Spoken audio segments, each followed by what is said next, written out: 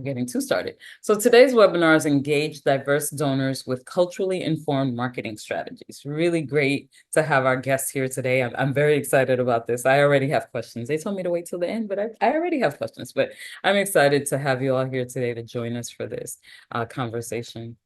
I'm Yvonne Sims, Educational Programming Manager based in Atlanta, and I'm joined by Dave, he is the, the Midwest, I guess, the Yvonne of the Midwest, so the Educational Programming Manager based in Cleveland, Ohio, and he's kind of lurking back there. He's even saying hi right now, which we really appreciate, but he'll be kind of talking to you via chat and answering any questions that he can answer. So. If you don't know Candid, I'm not sure how you got here, but hopefully you do know Candid. Candid is the marriage or coming together of Foundation Center and GuideStar. And those two organizations have over 90 years of experience in the nonprofit sector. So every year, millions of nonprofits spend trillions of dollars around the world. Candid finds out where that money comes from, where it goes, why it matters, through research, collaboration, and training. And we'll talk a little bit about that today, actually. Candid connects people who want to change the world to the resources they need to do it. So we're always really excited to work at a place that's helping a lot of different nonprofits through all of the different things that we do. So this is one of my favorite things to do at work is have these webinars and have guests and have you all learn more about how you can do your jobs even better. All right, so I am going to read off of my screen. It's going to get interesting. But we have two amazing guests here today, and I'm going to stop sharing and kind of give them the floor. But while I do that, this is going to be tricky. But while I do that, I'll tell you a little bit more about them so that you can know who we're speaking to today. Geneva Dampere is a dynamic organizational development practitioner with nearly 15 years experience in the education space, where she's held impactful roles at organizations such as U.S. News and World Report, SHRM, and the UMD Smith School of Business. She has consulted fundraising and advancement departments at institutions such as the Smithsonian Museum of Natural History, where she provided expert guidance on enhancing efficiency and workflow at scale. Her expertise and passion lies in creating learning environments that align DEIB best practices with strategic business objectives. She currently serves as the founding director of strategy and operations at the UNCF Teaching Plus Learning Center, where she leverages philanthropic support to pioneer innovative initiatives that advance the learning and development opportunities for HBCU stakeholders across the country. Geneva holds an MS in Organizational Development from American University and a BA in Anthropology and Africana Studies from Oberlin College. Leandra Hayes Burgess serves as the Vice President for Institutional Advancement for Benedict College in Columbia, South Carolina. A native of Fort Lauderdale, Florida, Leandra Hayes Burgess has served as an advancement professional for higher education institutions and nonprofit entities for over 23 years, with 17 of those years dedicated to service in upper administration. She is a former cabinet member for Case District 3 and previously served as the HBCU liaison. Leandra holds a Bachelor of Arts degree in Communication Arts from Johnson C. Smith University, a Master of Arts degree in Philanthropy and Development, really, we gotta talk about that, from St. Mary's University of Minnesota, a certificate in Management and Leadership from Harvard University, and is a certified fundraising executive. I love it. So without further ado, I'll turn it over to our experts for today.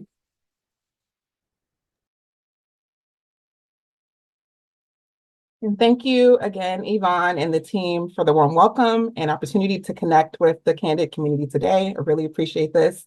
And welcome everyone to today's presentation on engaging diverse donors with culturally informed marketing strategies. As Yvonne mentioned, my name is Geneva Dampere with the UNCF Philanthropy Institute, and I am joined by my colleague and Vice President of Institutional Advancement at Benedict College, Mrs. Leandra Hayes Burgess.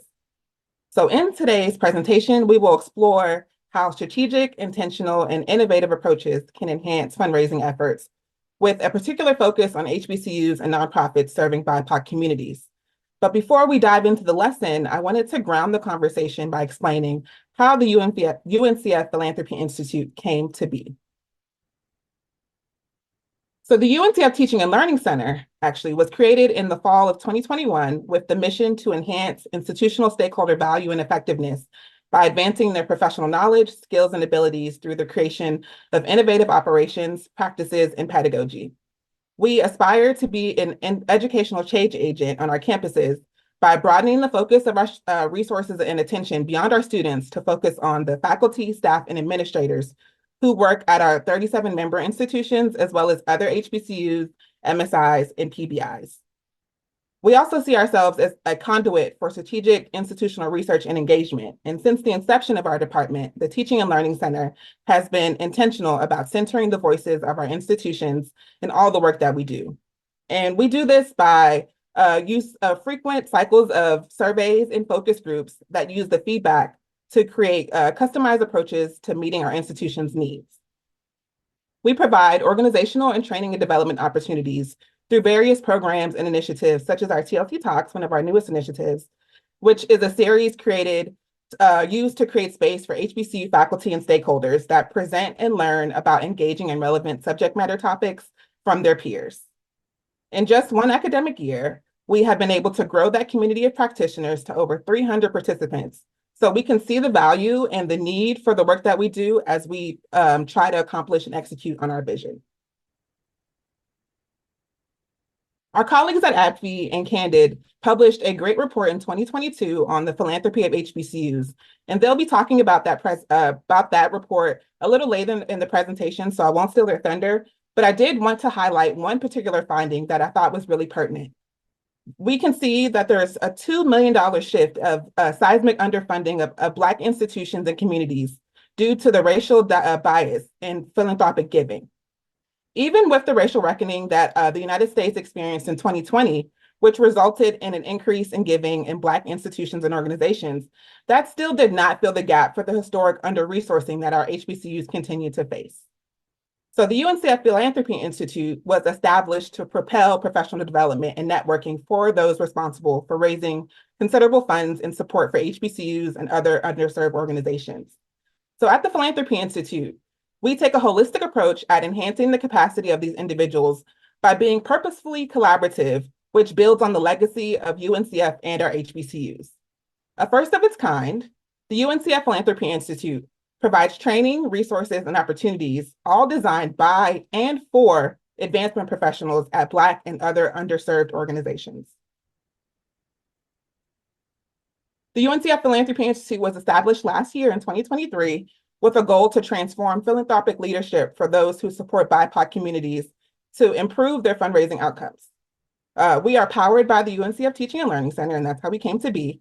And the Philanthropy Institute reimagines fundraising with a commitment to racial justice and social equity.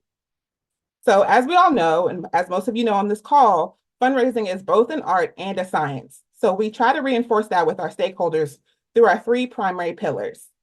First, to increase fundraising capacities at our HBCUs and other BIPOC serving organizations. Second, to provide professional development for those constituencies. And then lastly, to strategically engage executive leadership and boards.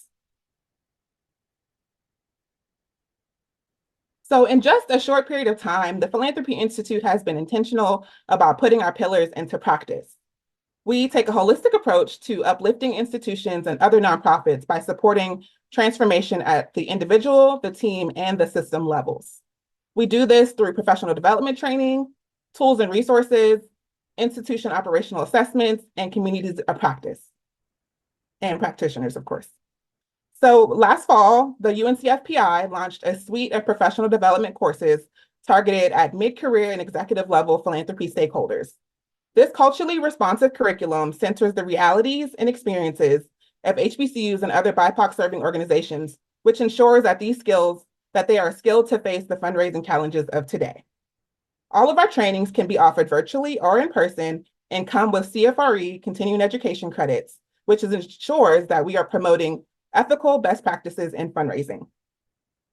We have also created an HBCU fundraising toolkit for our member institutions, and this new resource helps various institutional stakeholders such as students, faculty, and alumni tell their story, which in turn helps to enhance and build the culture of philanthropy on our campuses. Through our partnership with CFRE, we are able to provide a discount for certification or recertification for those development officers at UNCF and our member institutions who are seeking that credential.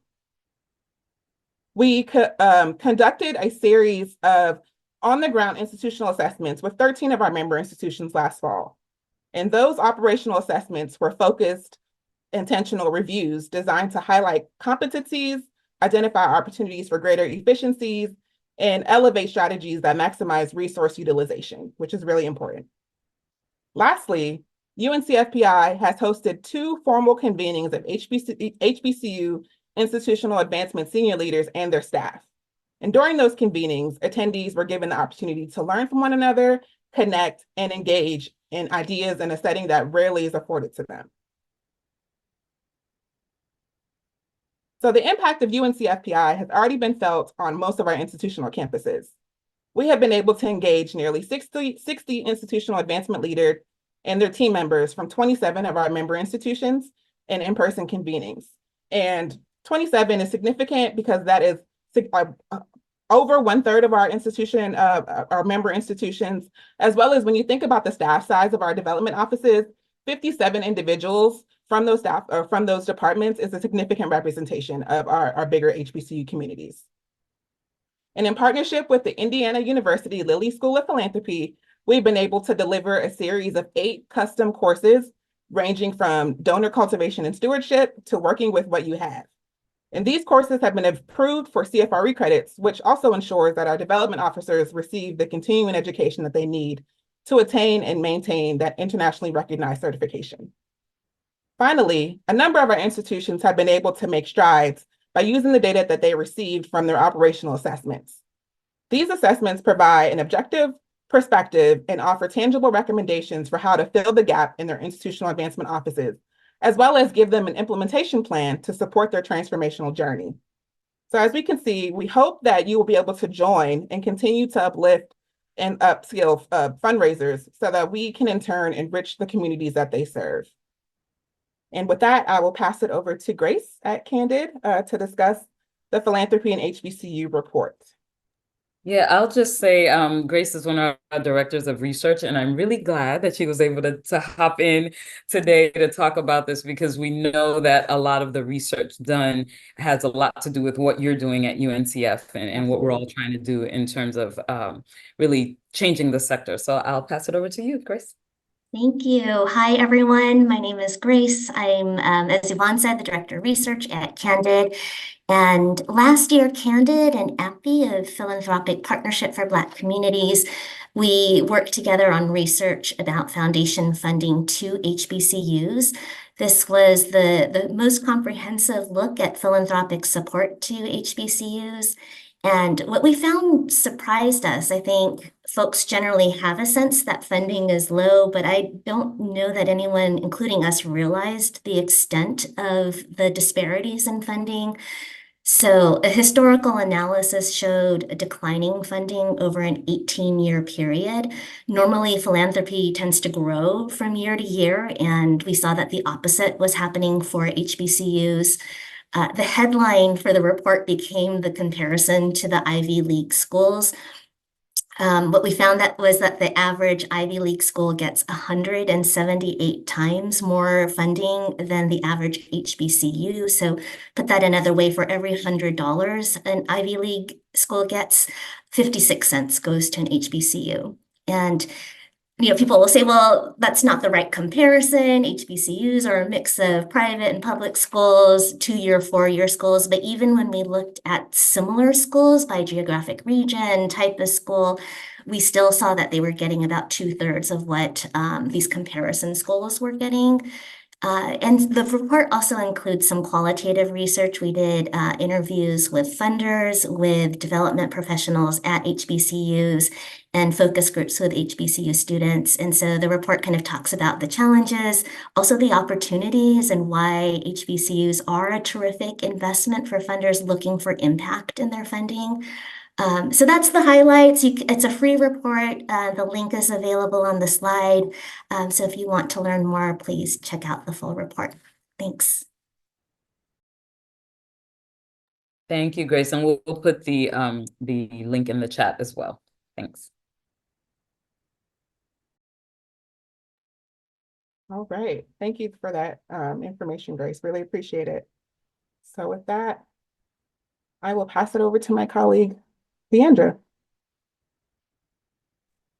Thank you very much, Geneva, and also for the very warm welcome from the Candid team. Very excited to be with you here today. In particular, just to talk about engaging diverse donors and really drilling down on a few different tips and things that you should consider about culturally informed marketing strategies. So let's talk about some of our webinar objectives for today. First, we want to identify the key reasons why culturally informed marketing matters. Two, we plan to analyze the impact of diversity on the giving patterns of constituents. Three, describe multiple donor personas, and we'll dive into that a little bit later in the presentation in terms of what a persona is and how you may be able to develop it for your respective organizations. In particular, that reflect the diversity of your organizations and your members. And four, translate the strengths of your organization into a unique value proposition for your diverse audiences. So again, our kind of recapping some of our webinar topics, we are going to go specifically into why does culturally informed marketing matter? Two, donor motivation. So we will give some samples of some things that you should consider about what may motivate some of your diverse donor groups. Engaging your respective members for your organization, and four, creating your unique value proposition. So let's dive in. Our first objective, we want to define diversity, and essentially it has 4 dimensions. And I will kind of give you a little bit of synopsis about that. You'll see that here on your screen. Primary dimensions, of course, are going to include race, ethnicity, culture, age, mental and physical ability, gender, sexual orientation. Mostly, generally, these primary dimensions are some of the most powerful differences because they are often how we describe and define ourselves. Secondary dimensions include social class, values, education, geographic location, their working styles, marital or relationship status, and etc. It's important to remember that people will identify as more than one thing. Oftentimes, it's why we've included other dimensions of diversity in this. And the secondary dimensions are acquired through life. They can change based off of individual life choices and just where people may be at different junctures in life. The third organizational dimension for diversity is based off of organizational dimensions, maybe the role in company, basically their status and station of work in life and work experience, their managerial experience in terms of that status, authority that they may possess, the location, and the power structure that they may be experiencing within organizational dimensions.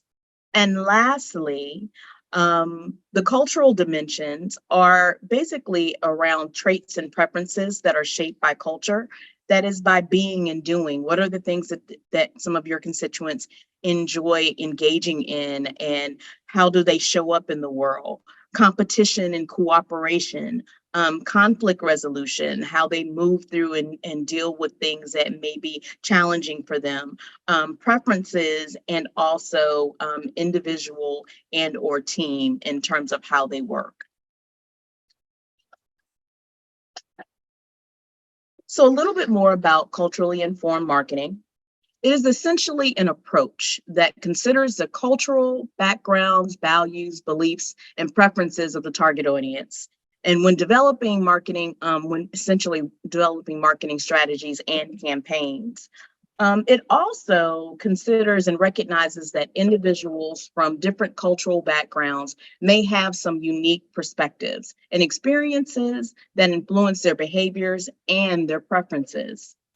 Culturally informed marketing goes beyond those general demographic targeting dimensions about. It seeks to understand the nuances and specificities of a particular culture or community. It involves conducting research, gathering some insights, and engaging in cultural competency to effectively connect with the target audience in a meaningful and authentic way. So what are some common errors that we need to note as it relates to fundraising marketing? They include lack of a donor-centric approach. And if you are familiar with what it is to be donor-centric, it means that you are really being intentional about focusing on who your donors are and how best to engage them, and that it is not centered just on the organization's needs, but what are the needs of the donor and how to make it a best and most efficient engaging experience for them. So one of those common errors as it relates to lack of donor-centric approach is focusing too much on the organization and our needs and priorities, or rather than understanding and addressing the interests and motivations and the values of donors. Typically, successful fundraising marketing requires a donor-centric approach that is going to highlight the impact and significance of a donor's contribution. Number two is failure to effectively communicate that impact. Oftentimes, fundraising marketing fails to clearly communicate in a tangible and meaningful way the impact of donor contributions. It is crucial to showcase how donations directly support. They may support research initiatives, programs, activities, other areas that align with the donor's interest. Inconsistent messaging is another common error. Inconsistency in messaging can often create confusion for your donors. It can weaken the overall fundraising effort. It's important to have a cohesive and unified message across various marketing channels that builds trust, establish brand identity, and also that helps to communicate the institution's visions or organization's visions, goals consistently. Another common error is neglecting personalization and segmentation among your donors, your members, your supporters. Generic mass communications, those things that don't really feel personalized to the individuals that you are designated uniquely as engaging with your organization. They can be far less effective with engaging donors. It's important to be able to tailor messages that appeal based on donor preferences, interests, their giving history. Also can significantly enhance the effectiveness of the overall fundraising marketing effort. Next is overlooking storytelling and emotional connection. I cannot express enough, even in my role as Vice President for Institutional Advancement at Benedict College, it really is a people giving, motivation driving operation, if you will. Our students are key here. For you, it would be your members, it would be those supporters, maybe it's some of your volunteers, maybe it's some of the beneficiaries of the services that you offer from your organization. But you must tell those stories. Those stories define the impact, and it elevates the impact of what it is that you do as an organization.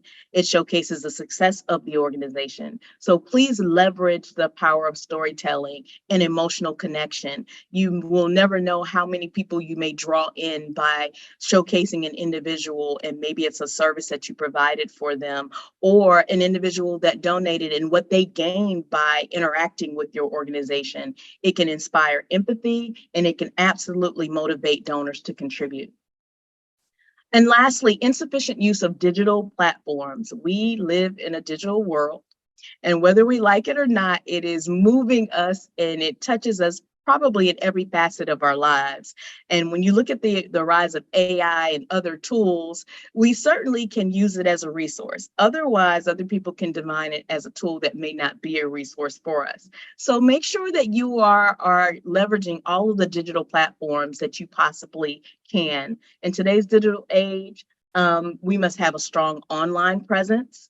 Neglecting digital platforms such as social media, email marketing, online giving platforms can truly limit the reach and the engagement with your members, supporters, and potential donors. So today we'll try to continue to give you some tidbits that will help you with trying to minimize some of these errors and really being able to elevate your fundraising marketing. So here are 6 reasons for your consideration to engage members and diverse donors. Number 1 is member loyalty. So of course, oftentimes your members, your beneficiaries, those who truly are your supporters and engage with you regularly have strong emotional connections and ties. They have a sense of loyalty to your organization. So engaging them and tapping into this segment or these individuals can foster a sense of pride, a desire to support and to give back. And they can also help to elevate and share with others the significant role that your organization may have played in their lives. Number 2 is, of course, financial support. Ultimately, that's what we're aiming for. Without it, our organizations will not thrive. And so you must engage your diverse donors. It's crucial for financial sustainability. We rely heavily on that kind of revenue generation so that we can make sure that we can continue to carry out our missions, as well as maybe bringing in new programming and reaching larger audiences. And so this is definitely a compelling reason, because if they are satisfied and they feel engaged, they will absolutely support you financially. Network expansion. And so when you're engaging with your members, your beneficiaries, your volunteers, all of those individuals that engage with you regularly, typically they're going to help you meet other people, bring other people into the fold of your organization. And so by engaging them and engaging them in a meaningful way, they certainly can open that door to other diverse donors. Maybe it's some within their specific group that they identify, and maybe it may be even broader than that. So certainly they can help expand your network and your reach in terms of your organization.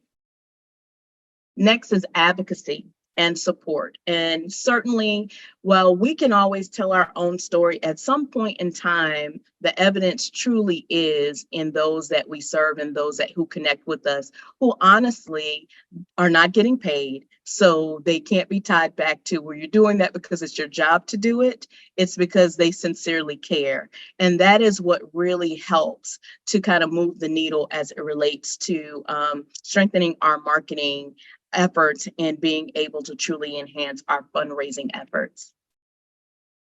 Next is diverse perspectives and experiences. This helps us really to make sure that we are staying relevant and current in our organizations. With having diverse donors, it means that we are making sure that we're aware that these are different needs. It may be different wants, different ways that we may have to carry out our programs and our services as it relates to our missions. And so you want to be able to connect with them. You may want to have focus groups with them. You may want to have opportunities to just kind of get, to survey them, to get their ideas, and to figure out how best to enhance and strengthen your overall mission in the way that you carry that out to the community abroad. And last is organizational growth and improvement. These donors can often have a vested interest in a way that they can provide you some feedback on programs, initiatives, fundraising strategies. They can help shape your organization's overall future direction, and they can help you drive some of your improvements. They can ensure that you have your resources properly allocated to effectively meet the needs of your constituents and the community abroad. So let's talk a little bit about how culturally informed marketing works. So there are several different components to it.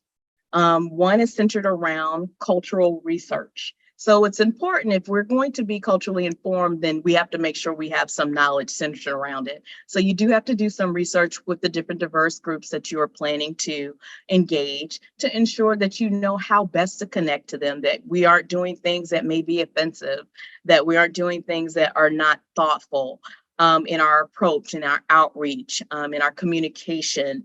But that we are also making sure that we are doing things in an effective manner that really resonates with them the most.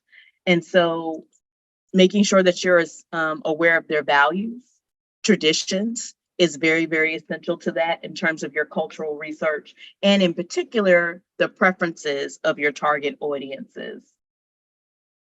This may mean that sometimes you have to study some historic context, symbolism, and some of the cultural norms of these particular groups. Next is language and communication.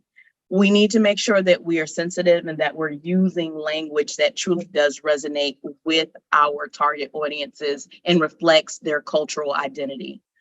This may include that you may need to incorporate specific terms, phrases, idioms.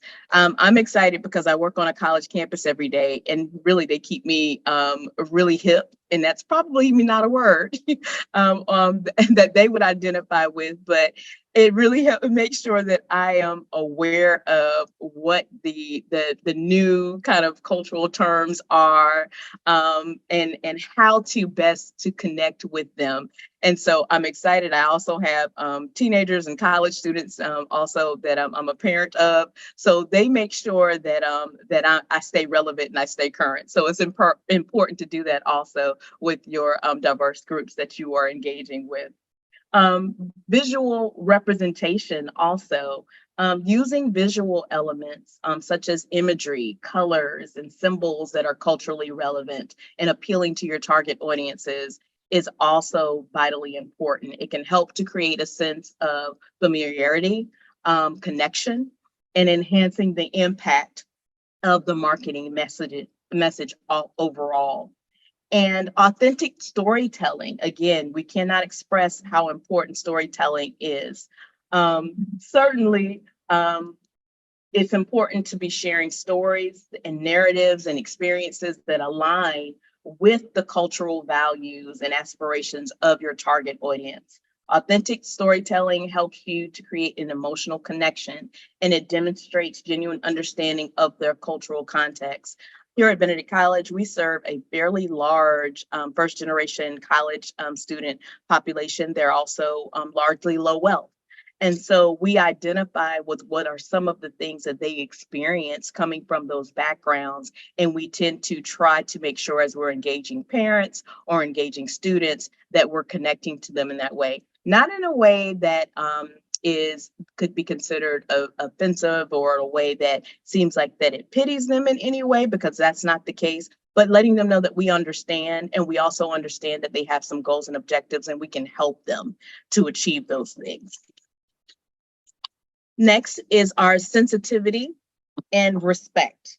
And I think I've kind of touched on that quite a bit, but you cannot amplify it enough. And I think in today's society, we see a lot of things that may be a little bit disturbing in how people are interacting with one another. So it's very, very important for us to ensure that we are demonstrating cultural sensitivity and respect, avoiding stereotypes in your marketing communications. Cultural appropriation, you also need to be aware of that, or misrepresentation. It's important to engage your target audience in an inclusive and respectful manner, appreciating the diversity of the culture itself. And lastly, tailored campaigns. So developing specific marketing campaigns, initiatives, and strategies that can specifically be addressed to the needs, interests, and aspirations of that diverse target audience. This may involve creating targeted messages, events, experiences that ultimately align with their cultural identity. So let's talk a little bit about donor motivations. We want our objective here is we want to see if we can analyze the impact of diversity on the giving patterns of constituents. So this, you'll see that you have several categories here in terms of diverse donors. And I will say that this was based off of a study that was introduced by the Indiana University Lilly School of Philanthropy. And this was produced in 2021. The name of the study is the Indiana University Lilly Family School of Philanthropy, Everyday Donors of Color, diverse philanthropy during times of change. And so that was what was used, that particular research, to define these particular groups. And we will, at least at a high level, while we're not able to get into the full scope of, there's a much larger section on some of these courses that we teach in this area, but we'll give you some sense that these are the groups that we do take a deeper dive into, giving you some of the motivations for Black American donors, for Asian American, Pacific Islander, for Hispanic American, for American Indian, women donors, BIPOC women donors, LGBTQ plus donors, traditional donors, and our next gen donors. They all have, and I do see that it was dropped in the chat. So for your reference point, you can pull that up. But each one of these specific groups have very different motivations. And so the more that you educate yourself about it and your organization educates itself about their motivations, it will be helpful to you in how you're crafting your fundraising, marketing, communication. So there are some high-level keys to working with BIPOC communities. And they do include cultural research and awareness, as I talked about once before. So make sure that you are conducting that research, educating yourself as well. If you're a frontline fundraiser, you need to also make sure that you're very knowledgeable about the diverse groups that you're relating with, and having that awareness so you know how best to engage, the do's and don'ts, things that you may not should stay away from when you're having conversations and communicating with those specific groups. Making sure you're sensitive to ensuring that you understand the unique experiences and challenges that may be faced by that specific group, including systemic inequities and historical factors that may impact their perspectives on philanthropy and giving. And I also will say it's important to, in particular, understand what their definition of philanthropy is, and how their communities and them as individual donors engage in it. There are some communities that do it as a community and it's not as individually based. And so it's important to dive in and to unpack that for yourself and your organization. Relationship building, that truly is the key to fundraising. If people can build a positive relationship with you and your organization, it builds trust, and they feel like they are comfortable with who you are, what you do, then it's much, much easier to get them to support you, both financially, also with their time, with their advocacy, and all of the other things. It's like the floodgates just kind of open up and all those doors open up for your organization. So focus though on making sure that what you're building with them is authentic. I know in fundraising myself, I also sometimes I have to rehearse with myself before I go and engage someone.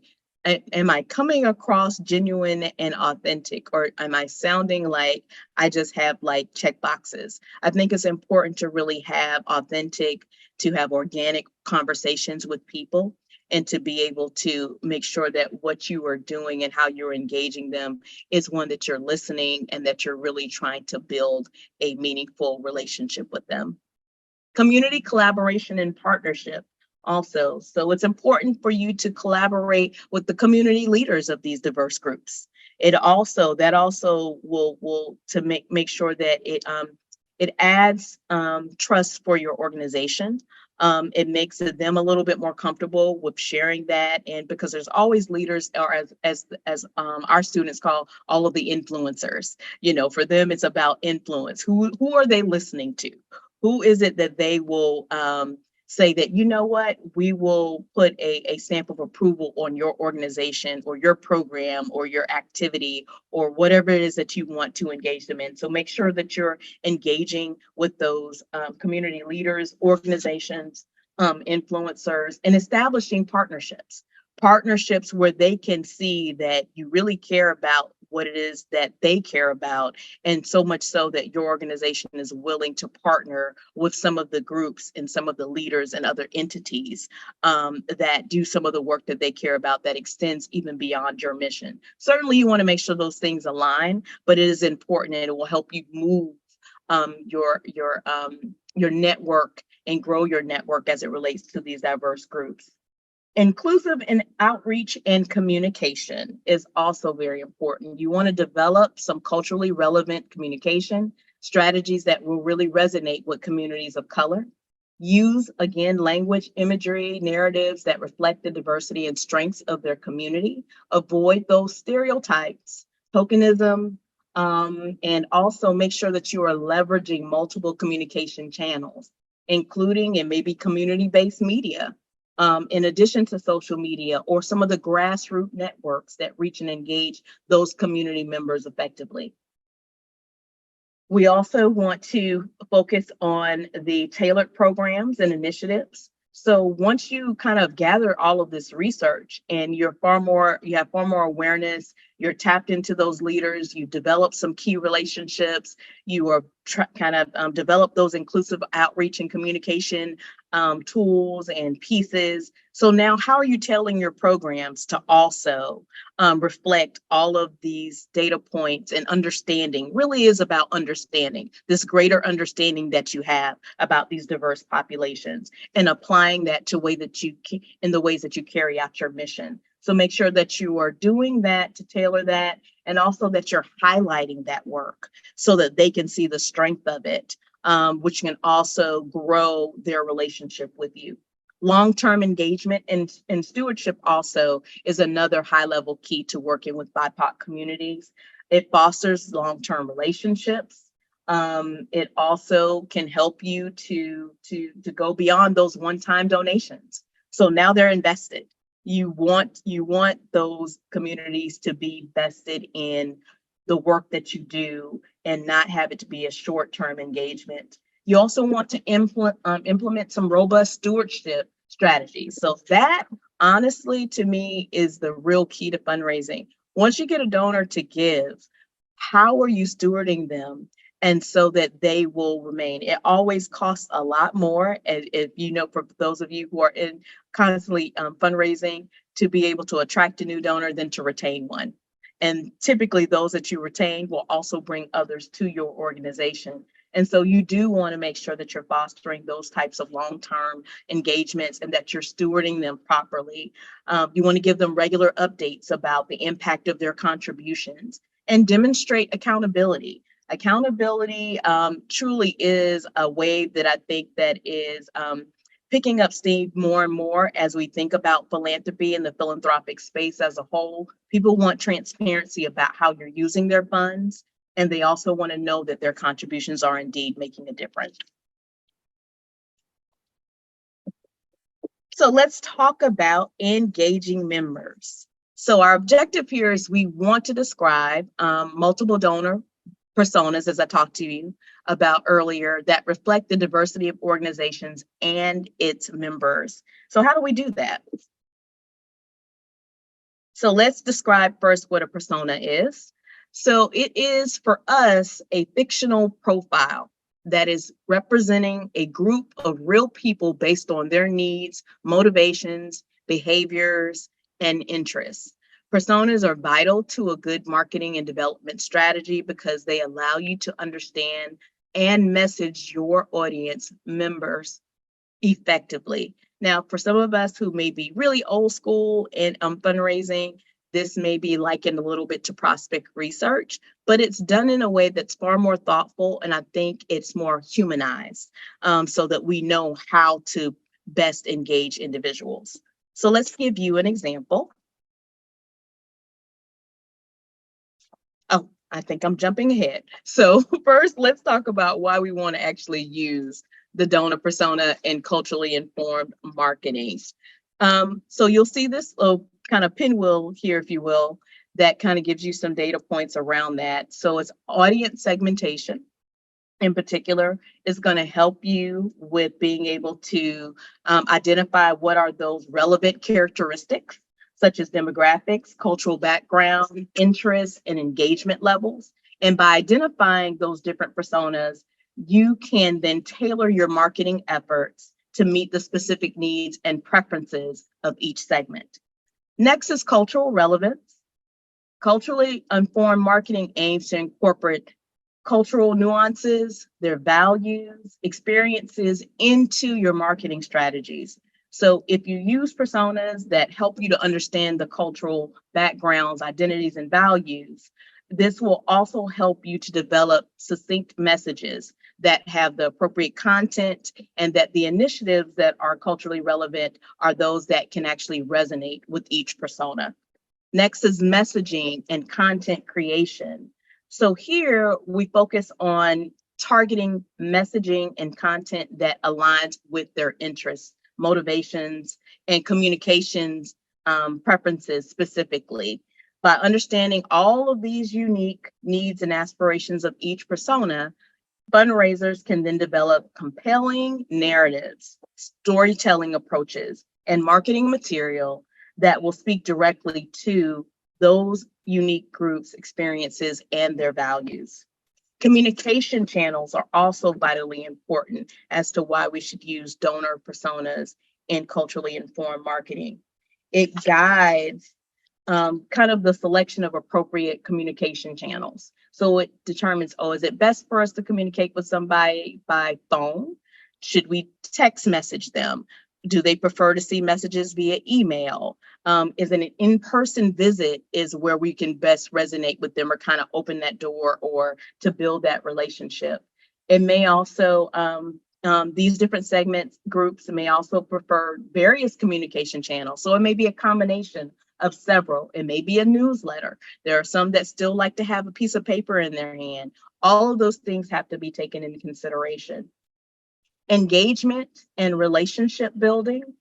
It's also important for us to aim to foster these deeper connections and relationships with your members and with your donors. These personas can help you understand the best strategies for engaging each segment and to truly build meaningful relationships. This may involve organizing targeted events, again, affinity group gatherings that align with their specific interests and experiences for those specific personas. And personalized stewardship. Again, we cannot express how important stewardship is enough, that it is truly valuable in creating a personalized experience for your members. It can make sure that it is understanding their unique motivations. It really recognizes their giving patterns and the preferences of each persona. Fundraisers can then develop, by utilizing this approach, a customized stewardship kind of plan or approach in terms of maybe it includes thank you messages and exclusive benefits or tailored recognition programs that truly resonate to how they engage from a cultural level and what's important to them.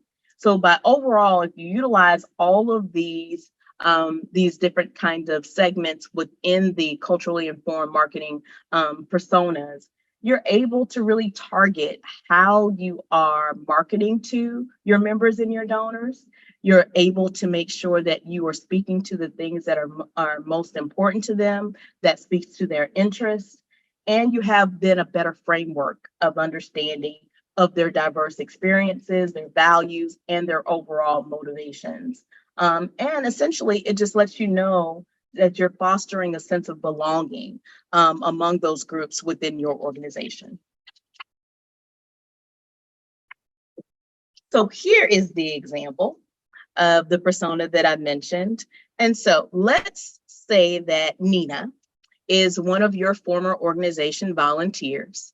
So here's some of the components that we would include in a persona. One, she's newly married. She's age 27. Her occupation is a teacher. She's located in Charlotte, North Carolina. Her annual giving is $750.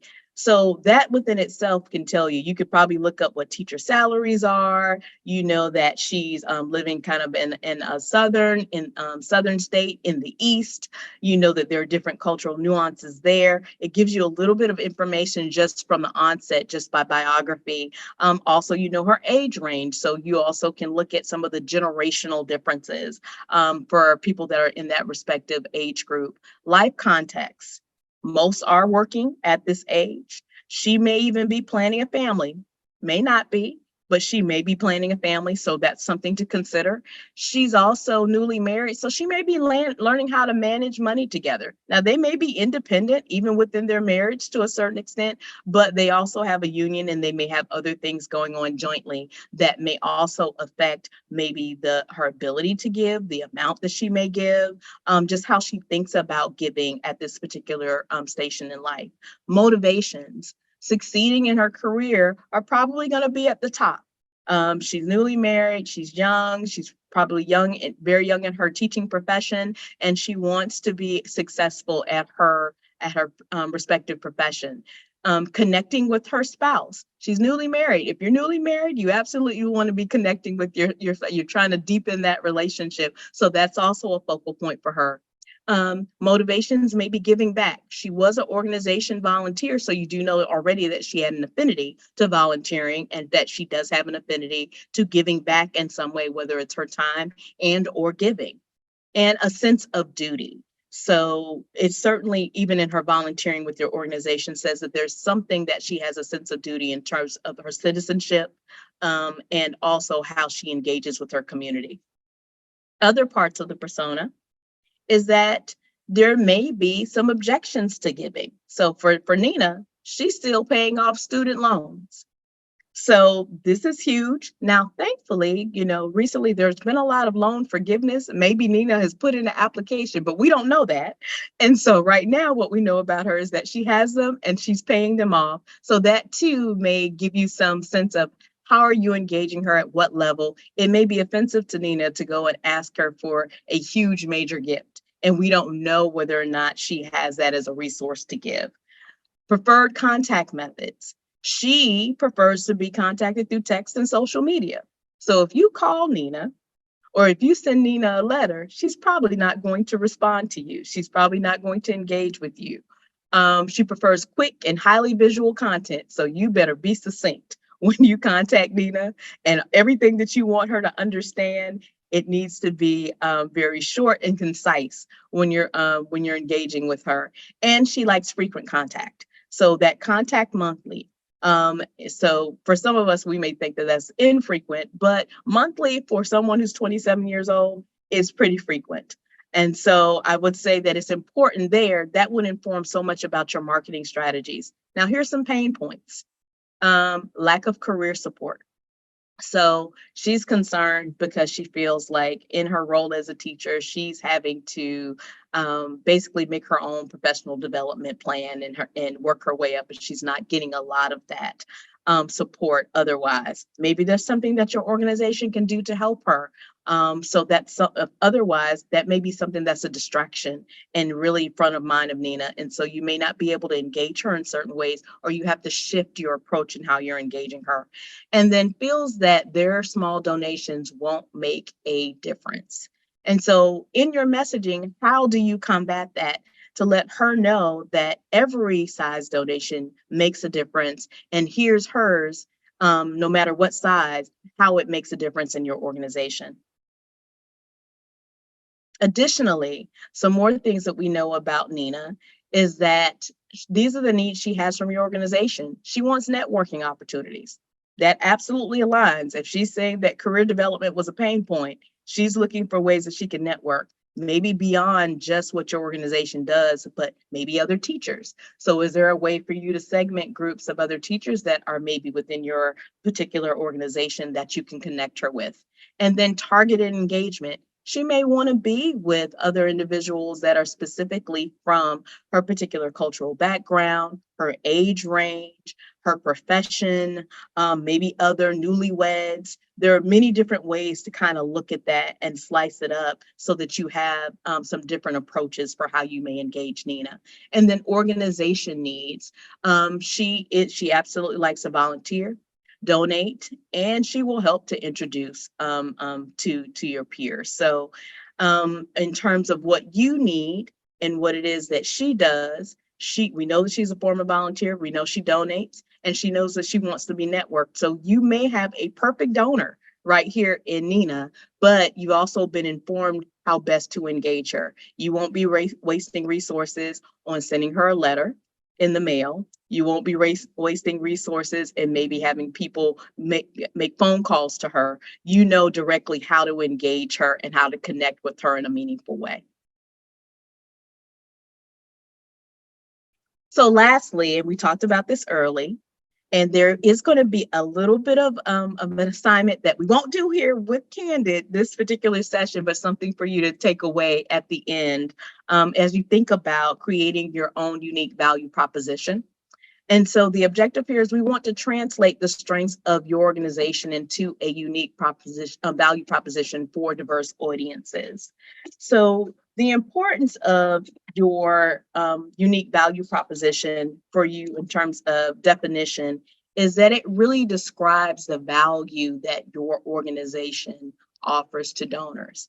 It also describes the value your donors gain by supporting your organization and how they create change by supporting your organization. It answers the question, if I am your ideal donor, why should I give a gift to you rather than some organization or at all? And something else that's very important is your unique value proposition is not your mission. It's not your mission statement. It's not your vision statement. And so you have to reflect on this once again. It specifically answers a question, if I'm your ideal donor, why should I give a gift to you rather than some organization at all? So what are some characteristics for your consideration of a unique value proposition? It has 4 specifically, and that is appeal. So the donor thinks, I want to donate. How are you appealing to them? 2 is clarity. The donor thinks, I want to understand more about this that you have presented to me or about the organization. 3 includes exclusivity. It means that the donor thinks this is the only organization in the world like this. You have convinced them so much in the way that you've appealed to them and clarified what it is that you've presented and what you do and who you are, that they think, wow, you're the only one that does this way. And then lastly, 4 is credibility. The donor thinks that this is something I absolutely believe and I can believe in, and ultimately I can invest in. And so those are the 4 characteristics. And when you think about creating your unique value proposition, that you must try to answer as you write that out. We typically do this exercises a lot with other institutions, and we will give them some time to do this, and they end up having to craft what may be, ultimately we try to get you to do it within like 1 page or a paragraph. Because then that becomes, if you've heard before about elevator pitches, but something that you can really commit to memory. And it's a way that you can convey that message very succinctly to any audience. So what we're leaving you with, and I know that I gave you a lot, and I'm telling you that there's a lot more that we offer, and I know Geneva will probably get a chance to talk about that even more so. We do have far more extensive, longer courses that dive into these various topics and give you more tools, and there are more exercises. But this is just one that we typically would do together, but we're asking you to do this and then present it to your peer within the organization. And that is to remember to address these 4 characteristics, but write your own unique value proposition for your organization. But make sure that you have answered the questions of what's the appeal, what's the clarity, what's the exclusivity that you offer, and is it credible to that donor? But also make sure you're thinking about the personas of your various diverse groups that you may engage with to make sure that that value proposition speaks to them. And then I challenge you, try it and then share it with your peer, get that feedback and fine tune it and go out and be great. Thank you so much for taking a little time to listen to little old me. I hope that it has been helpful to you. This is absolutely a space that I enjoy deeply because I do believe that there's far more gains to be made in this space. There's more research to be done. So also think about documenting your efforts in this space in a way that it can be shared with others and that others can continue to grow and learn how to engage people far more effectively than we currently are. I'm turning it back over to you, Geneva. Fabulous. And thank you so much, Leandra. And we see You're the welcome. hearts going off for you and all the applause. Thank you so much Thank for you.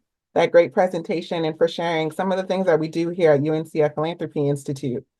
So before we go, I would be remiss if we didn't do some shameless plugs. So of course, I have to formally invite and announce our shining star here at UNCF. So we host a summit for Black higher education every year. So this year we'll be hosting our Unite conference in Atlanta, Georgia.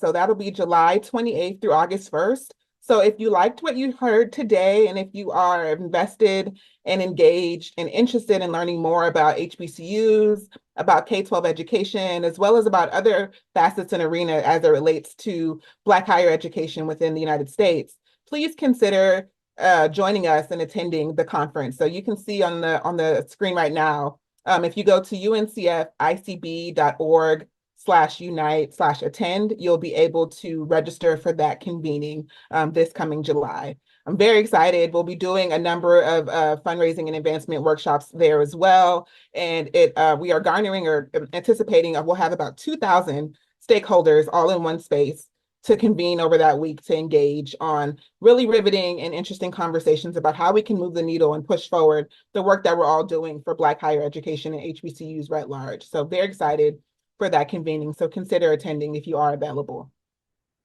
Secondly, this is the newest and breaking news. You all are the first to hear that we are launching our inaugural programming for the Philanthropy Institute, which we're calling Fundraising Firesides. So the first event for that will be on August 28th, 2024, where we'll be working with Candid to bring you all a presentation about some of the amazing things that they have going on, as well as how we can build the infrastructure for institutions and organizations that serve BIPOC communities. So if you are available and you're interested in learning more about that webinar series and about the first fundraising fireside, please go to our link. So the bit.ly link right there where you can go to UNCFPI contact, and you'll get some more information about how you can register and how you can engage in our fundraising fireside convening an opportunity this coming summer. And with that, I do want to thank you all for coming and participating with us today. This was a great opportunity, and I loved seeing all of the questions that you all have and all of the things that you have to say or engage in as it relates to the UNCF Philanthropy Institute and what we do and what we offer. So if you are interested in bringing us to your institution or to your organization to either be a part of a training and development opportunity, or if you'd like to do something virtually, please reach out to us. We are very much interested and open to engaging with all types of organizations, whether they be donors, foundations, nonprofit organizations, what have you. We are very, very interested in making sure that we are moving the needle for our fundraisers writ large across the country as well as internationally. So please get in touch with us at uncfpi@uncf.org, or you can go to our website, uncf.org/philanthropy institute. Thank you. And we will be sharing this via email when you get the recording as well. We'll make sure that everyone gets all of the different ways to contact you and what's going on for you. But let's get to some questions, because we have some really good ones and I have to kind of like go back. Well, since we talked about personas kind of last, we had a question: were the personas about an actual person or fictional? And I'll just kind of tie this in. For the persona model, would a good approach be to gather data from a few current donors, particularly those who donate on a monthly basis, and create individual, sorry, I just got it, to create that persona? So yeah, how are we getting these people? And I'm guessing they're fictional, but go ahead, let us know. Yes, so the one that we presented today was absolutely fictional, but we tried to have some considerations about what a donor, a diverse donor, may look like at a respective nonprofit organization. But yes, I think a good place to start is certainly with donors that you already know, because one, they're comfortable with you, you have a little bit more knowledge about them, and you can kind of test how you can kind of create and fill in some of those gaps. It may also give you an opportunity to just engage with an individual and just do a stewardship visit to gather some more data. Now, I'm not always saying that you have to tell people that you're gathering data, but that that is for kind of your internal use. And I know that's the thing sometimes that people may say, as my daughter likes to tell me, that's cringy. It may be a little cringy sometimes when you think about it, but we're not using it in negative ways. We're using it because we really want to engage with them in meaningful ways. So I would say do that, but you're also starting to build personas about individuals too, even when you are meeting them for the first time. So it's about making sure that you're having some way of noting those things. And if this is someone that you really are planning to engage further, that you're kind of noting that the things that are really important for you to take note of. It also gives you kind of a guide, because sometimes we can be a little bit myopic in our approach and our view when we're engaging with people. And so having those different categories helps you to be a little bit more reflective and thoughtful about how you're engaging in kind of the information that you're getting to learn someone as you're building that relationship. Thanks. And also related, someone said, how many personas are typical for a nonprofit organization? It seems you could segment down to a whole bunch of personas. So if you're kind of smaller, what do you think? You could. I think you have to decide the levels. So that probably will be the type of donor and the level of giving that you are aspiring to acquire from that particular donor. If you have a small shop, and honestly, even with me, I have a very small team. And so we typically may be looking at trying to build those kind of personas for donors that we think either have the capacity or capability to give at maybe like the $5,000 level or up, or maybe $1,000. I do think that you can kind of set the parameters for yourself.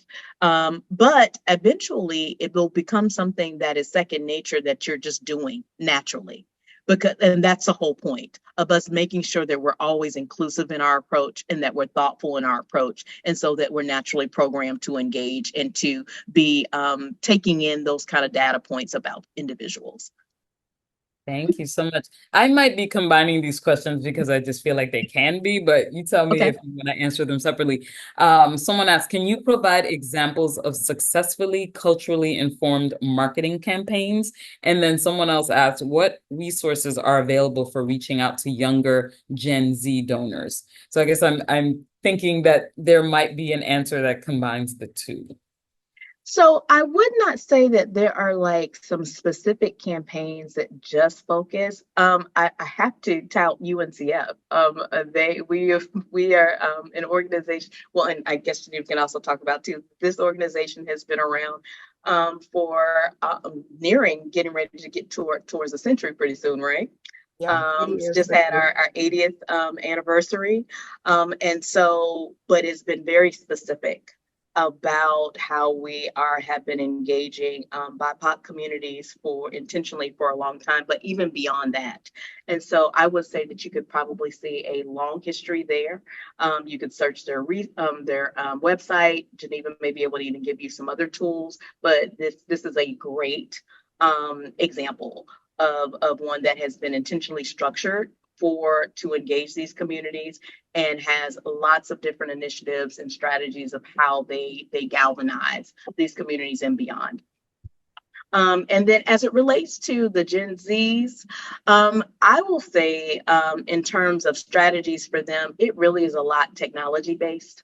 It really is about also engaging them in kind of a lot of the spaces and places that they like to venture. Not a lot of traditional type fundraising. Like if you're used to doing just galas every year, you're probably going to see a difference unless you maybe decide that you want to make it a different kind of a gala that is more tailored to some of the things that they typically may like to do on a regular basis and engagement. So I have found that most of our success in reaching younger donors has really been centered around doing things in a technological space, a lot of acknowledgement.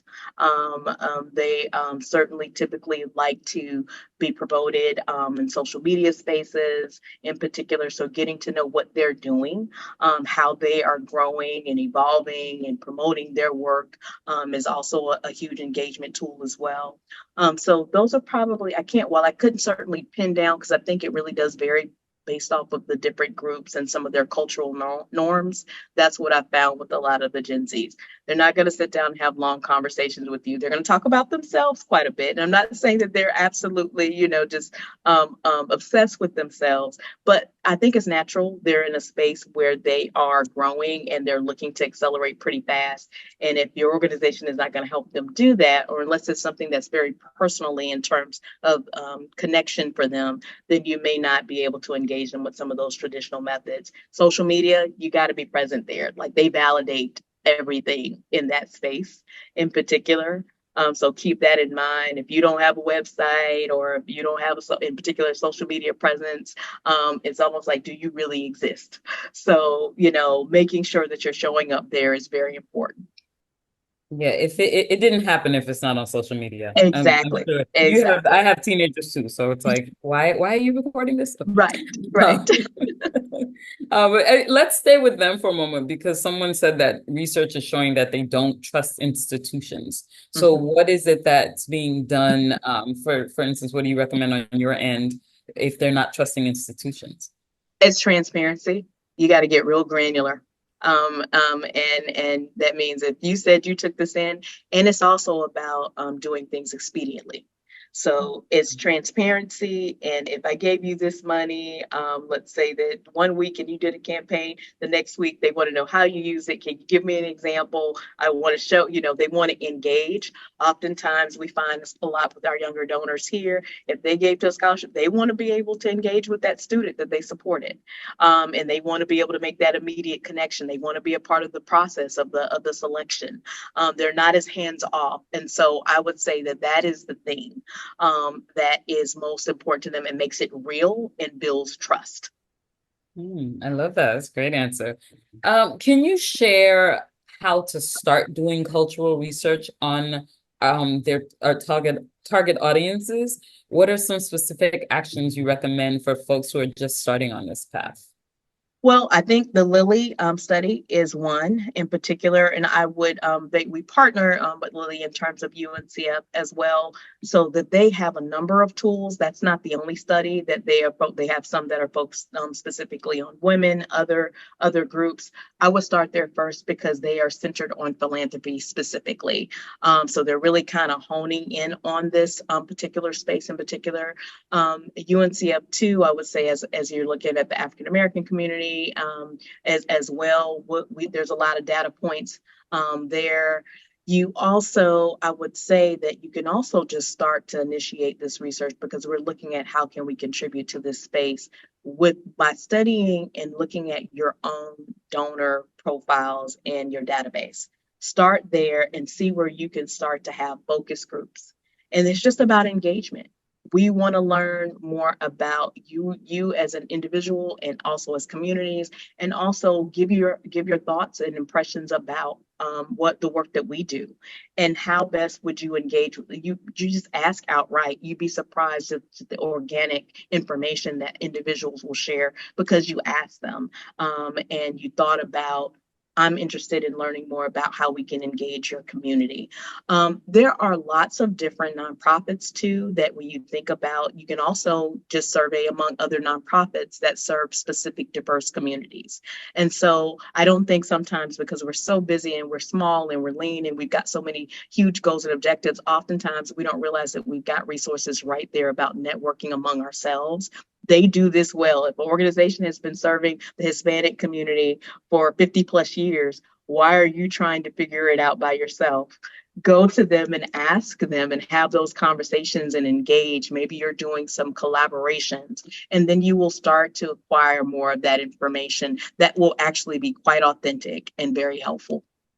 Nice, thank you. And this is a great question. What are the questions we should ask ourselves, or some criteria we can use to make sure we're not engaging in cultural appropriation? Yeah, the word cringy might come up again here. It is a little cringy, because I think sometimes we may not be as self-aware. For me, I'm always filtering, is that am I saying something that may have a reference that I'm not aware of? Like for instance, and this is certainly like it was something that came up the other day, and I was talking with my kids, and there's this old cultural reference that is very, very offensive, where you say, "Oh, you don't want to be an Indian giver." What does that mean? Have you traced back the roots? There are a lot of sayings and things that people have that they've just been saying because it was accepted, but it does not mean that it does not have a cultural offensive root. So I think for me, why I use the word, and it came up several times in the presentation, about respect. What would be respectful? How would you want someone to respectfully address you? And I think you have to ask that of yourself. It's being treated like you are human, that you have value, that you are being spoken to in tones that are respectful, that things are not addressing you based off of the way that you look or the way that you show up in the world, but that are just basic human value of I value you as a human. So ask yourself that, like when you're relating to people, is my speech and the way that I am communicating humanizing a person or dehumanizing them? Am I objectifying them in ways? Am I labeling them based off of things that I may actually have no knowledge of, and I don't know what the historic reference or context may be behind that? So I think keeping it very simple, being polite, being kind will take you a long way, and it'll keep you away from saying things that may absolutely be offensive. Yeah, and I think when certain things come to light, you're kind of like, who did they ask? Like, how did that get Yes. past, 5 people or whatever? So if you feel like you need to ask, Yes. have that uncomfortable conversation or whatever it is before you kind of go out there with something that might be really, And really. I would also say seek understanding. If it's something that actually is perplexing to you and you're curious about, you can ask people questions, but you just need to do it in a respectful manner.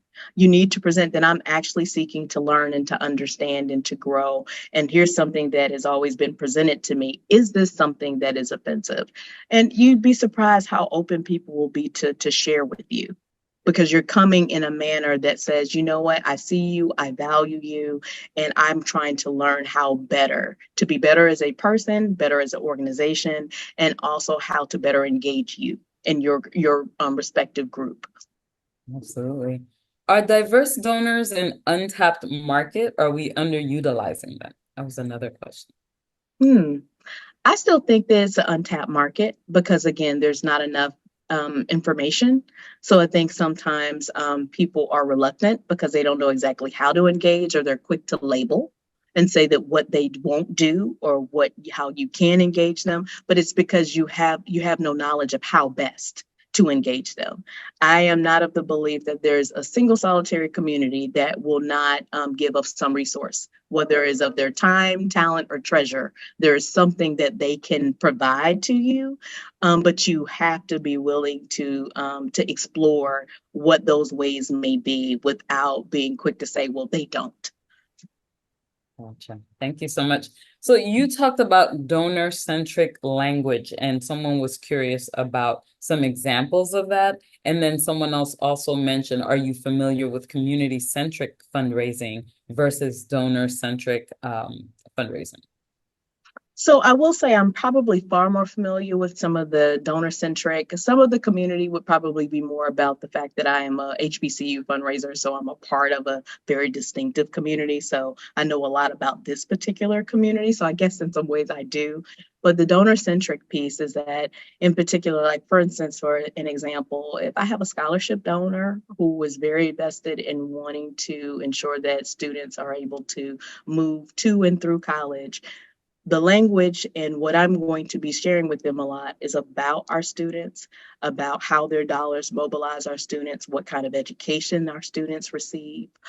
So when you're talking about being donor-centric, I know that that motivation is that that person wants to be a part of ensuring that someone is able to get a college degree or be successful. And so how am I illustrating that to them, and how am I telling those stories about those students and how they can impact them and what in ways that they can support. So it really is tailoring that. So you can tailor that to programs, you can tailor that to events, to activities, to different initiatives. You can pretty much tailor that to about anything once you know what that donor's motivation is. So it's not about what we need.